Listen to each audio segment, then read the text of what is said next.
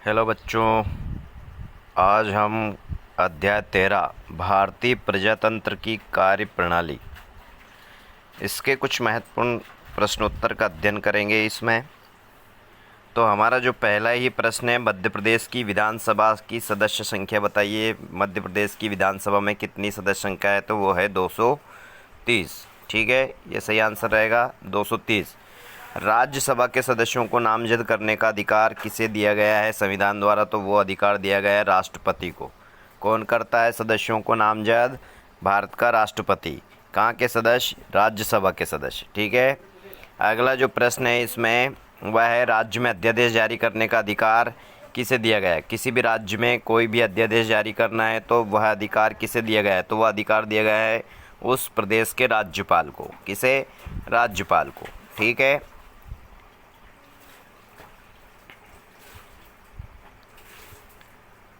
अगला जो प्रश्न है हमारा वह है, किसी राज्य का राज्यपाल किसका अनिवार्य अंग रहता है? अगर राज्य की बात कर रहे हैं तो राज्य का जो राज्यपाल है किसका अनिवार्य अंग वो रहता है? तो वह विधानसभा का अनिवार्य अंग रहता है। जिस तरह से केंद्र में लोकसभा, राज्यसभा और राष्ट्रपति मिलकर के संसद का निर्माण करते हैं, ठीक उसी प्रकार से यहाँ पर भी बिना राज्यपाल के विधानसभा संभव नहीं है। तो किसी भी राज्य का राज्यपाल विधानसभा का अनिवार्य अंग रहता है। अब हम अति लघु उत्तरीय प्रश्नों के बारे में जानकारी यहाँ पर प्राप्त करेंगे। कुछ अति लघु उत्तरीय प्रश्न यहाँ पर दिए हुए हैं। पहला प्रश्न है, सर्वोच्च न्यायालय के न्यायाधीश किस आयु में सेवानिवृत्त होते हैं? यानी उम्र बतानी है, किस उम्र में उनको सेवानिवृत्ति दी जाती है? तो 65 वर्ष की आयु है उसके लिए। कितने वर्ष की आयु? 65 वर्ष की। सर्वोच्च न्यायालय के न्यायाधीश 65 वर्ष की आयु तक अपने पद पर कार्य कर सकते हैं। ठीक है, तो 65 वर्ष इसका सही आंसर है। दूसरा है, लोकसभा की सदस्य संख्या मध्य प्रदेश में कितनी है? मध्य प्रदेश में पूछी गई है, तो मध्य प्रदेश में 29। कितनी? 29।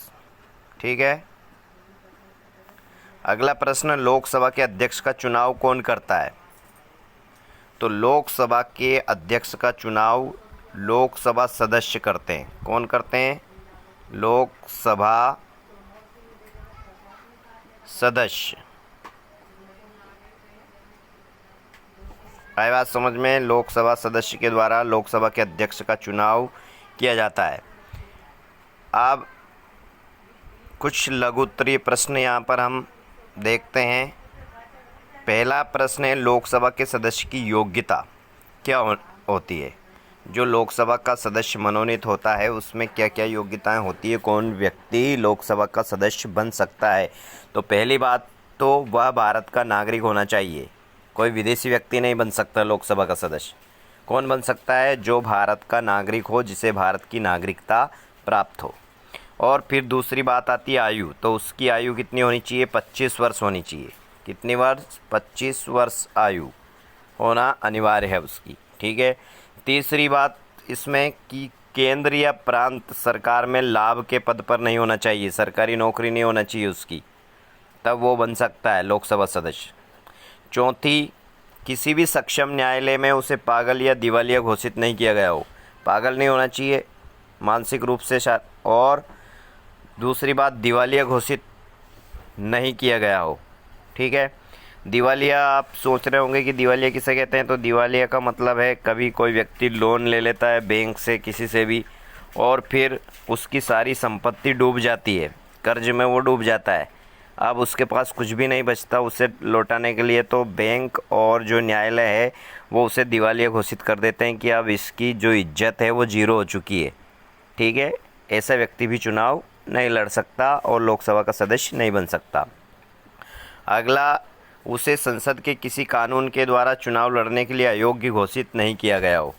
कभी कभी कानून के द्वारा कोई भ्रष्टाचार में लिप्त व्यक्ति हो तो उसको अयोग्य घोषित कर दिया जाता है। तो कानून द्वारा चुनाव लड़ने के अयोग्य घोषित नहीं किया गया हो, ऐसा व्यक्ति भी लोकसभा सदस्य बनने की योग्यता रखता है। ठीक है, अगला प्रश्न हम देखते हैं यहाँ पर, जिला पंचायत के कार्य, ये बहुत ही महत्वपूर्ण प्रश्न है और कई बार परीक्षाओं में पूछा गया है जिला पंचायत के प्रमुख कार्य। तो आइए जानते हैं हम जिला पंचायत के प्रमुख कार्य। जिले की आंतरिक जनपद पंचायत तथा ग्राम पंचायतों पर नियंत्रण रखना और उनका मार्गदर्शन करना। पहला कार्य क्या है?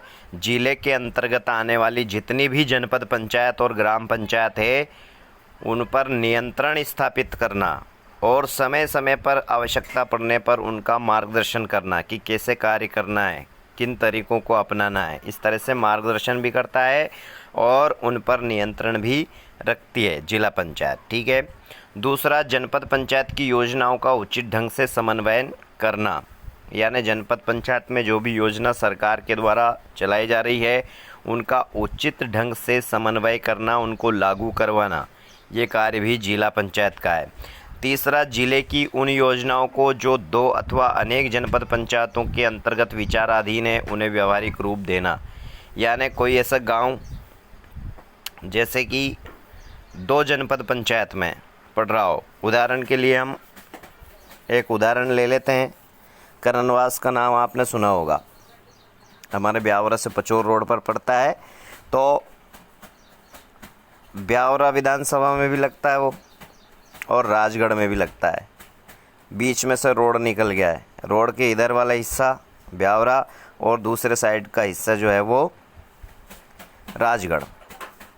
अब दोनों जनपद में जब वो गांव पड़ता है तो योजना कैसे लागू की जाए? अगर ब्यावरा वाले सोच ले कि राजगढ़ वाले योजना लागू कर देंगे और राजगढ़ वाले भी सोच ले कि ब्यावरा वाले कर देंगे तो गांव तो वंचित रह जाएगा दोनों के चक्कर में।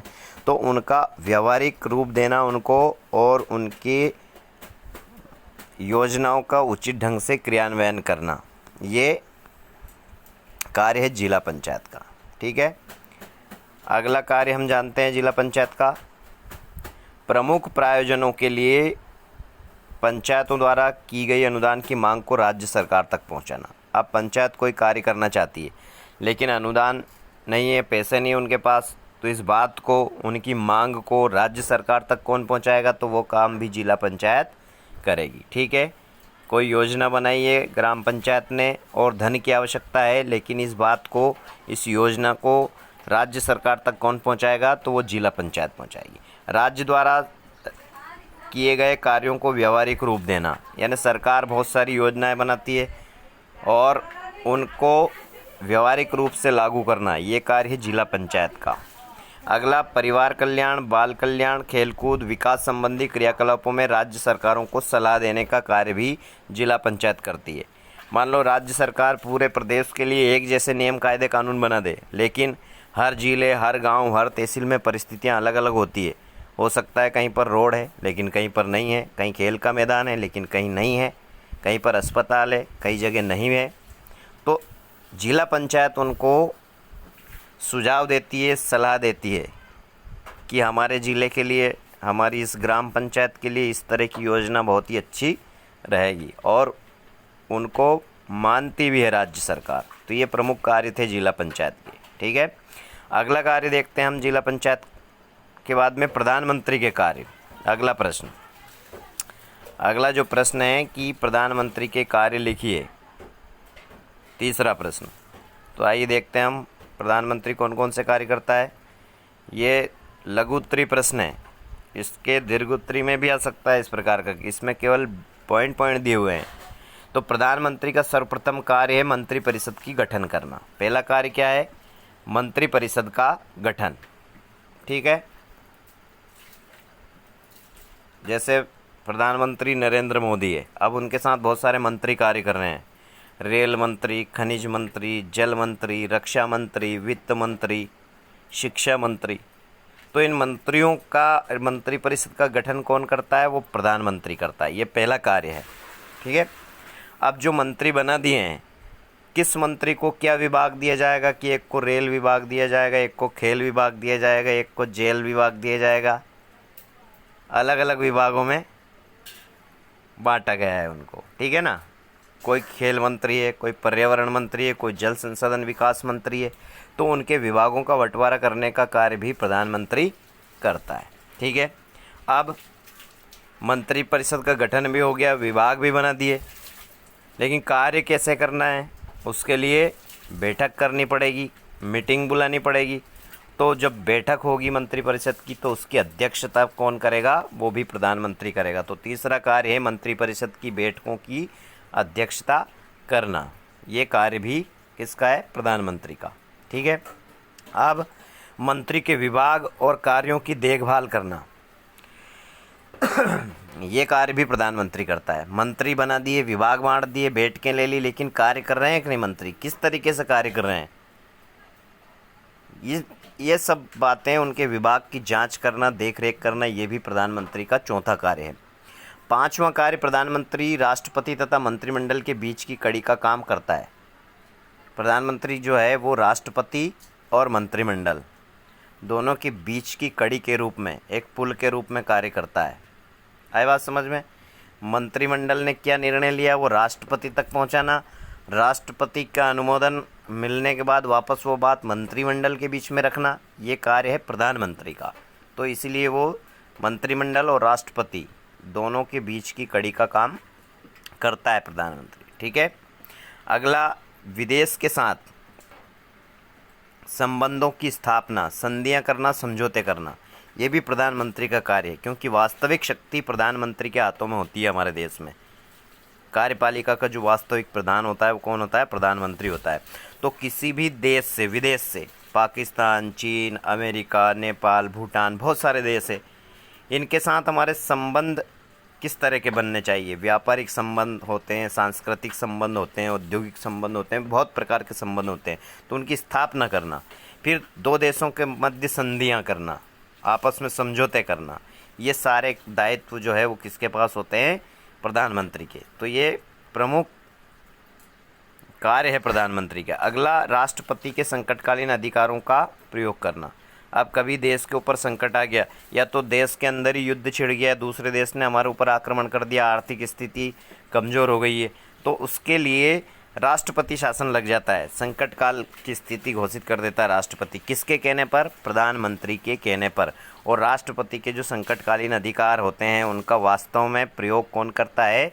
वो प्रधानमंत्री करता है। आई बात समझ में? तो ये 5-7 प्रकार के कार्य प्रधानमंत्री करता है। इसके अलावा भी बहुत कार्य करता है, लेकिन हमें ये 7 कार्य ध्यान में रखना है। ठीक है।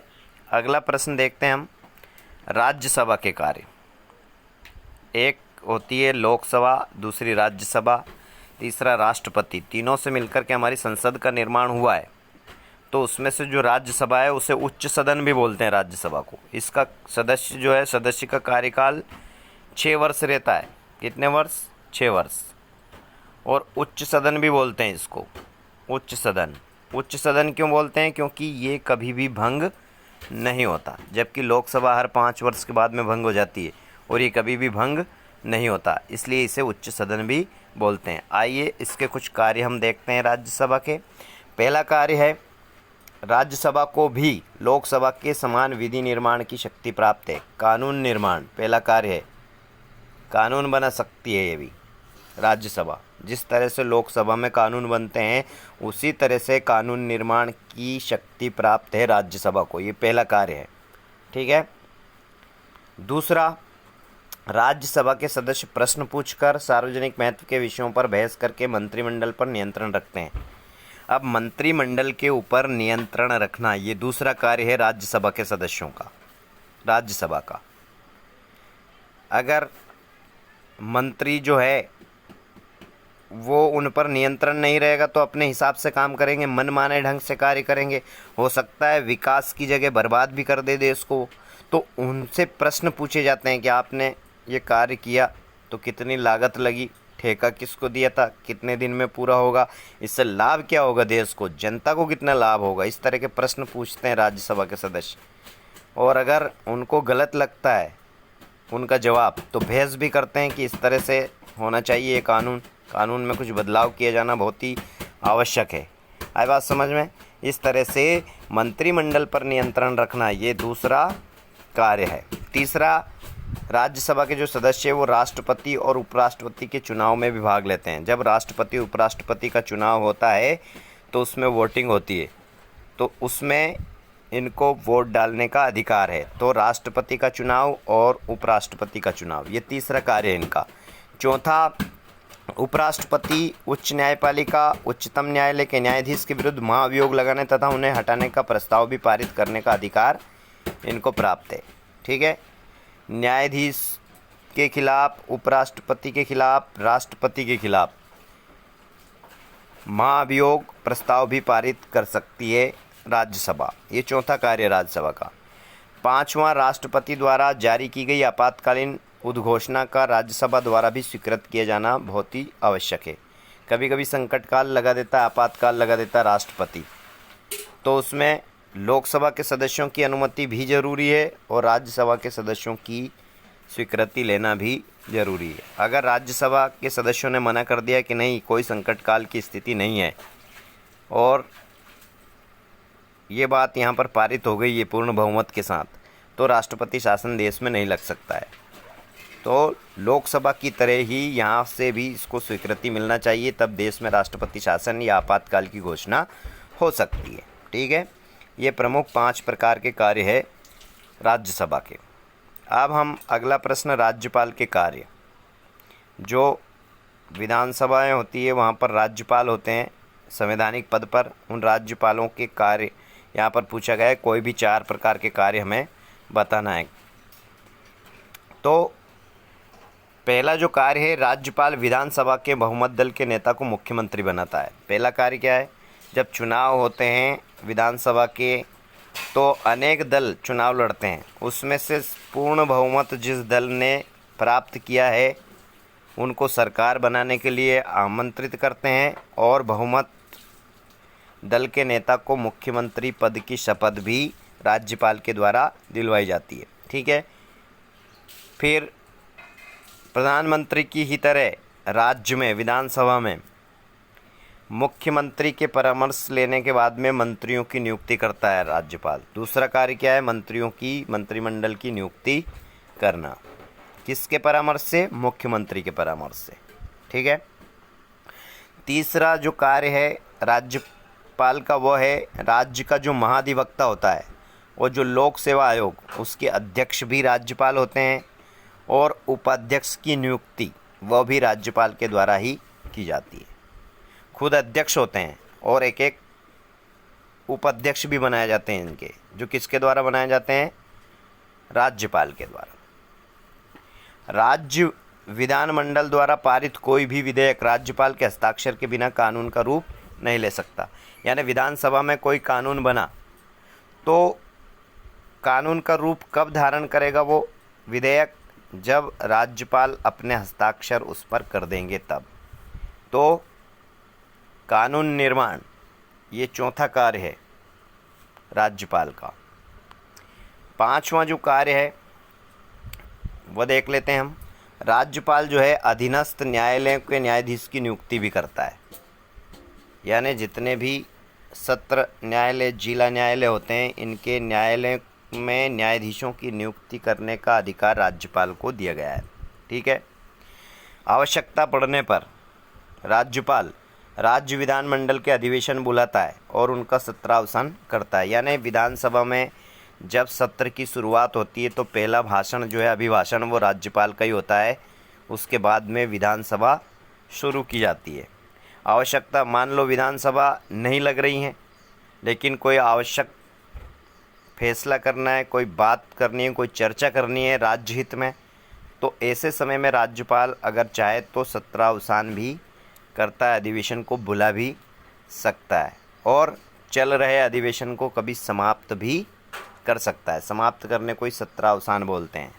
ठीक है, मुख्यमंत्री की सलाह परामर्श के बाद में किसी भी विधानसभा को भंग भी कर सकता है राज्यपाल। अगर मुख्यमंत्री सलाह दे कि मैं अपने त्यागपत्र दे रहा हूं और जो विधानसभा चल रही है आप उसको भंग करने का ऐलान कर दीजिए, तो मुख्यमंत्री के परामर्श से वह विधानसभा को भंग भी कर सकता है। ठीक है, ये लघु उत्तरीय, अति लघु उत्तरीय और सही विकल्प वाले प्रश्न हमारे पूरे हो गए हैं 13वें अध्याय के, और दीर्घ उत्तरीय जो है वो अगले वीडियो में आपको मिल जाएंगे। आप इनको कॉपी में नोट कर लें और इनका अध्ययन करें। जो बात समझ नहीं आती है कमेंट करके मुझे बताएं। ठीक है।